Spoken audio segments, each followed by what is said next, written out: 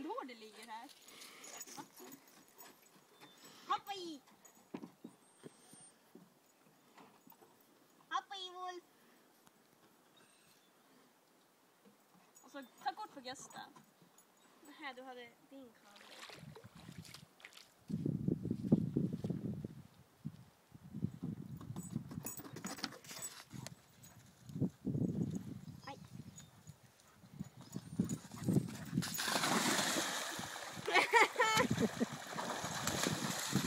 Han var inte beredd första gången att det var för djupt. Nej, det var han inte.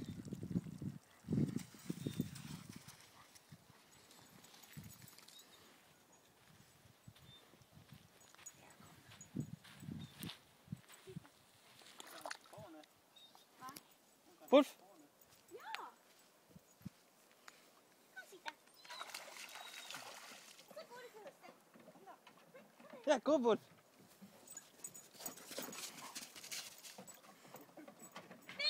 Vi måste vara kvar här, annars får vi inte tillbaka. Han får sig bort den.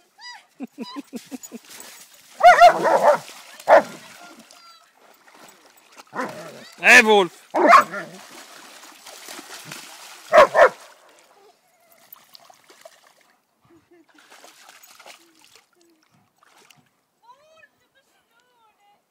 Det sitter ett snöre.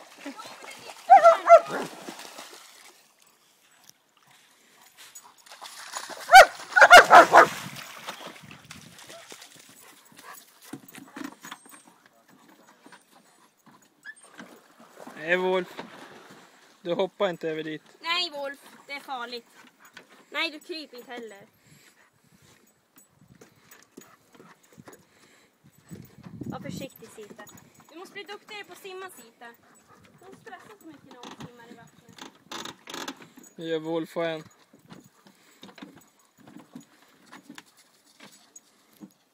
Var är Sitas koppel?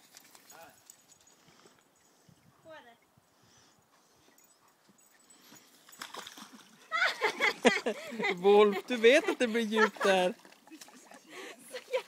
Nej men gud, han kan ju drunkna. Du Ja. måste ju i med bakbenen.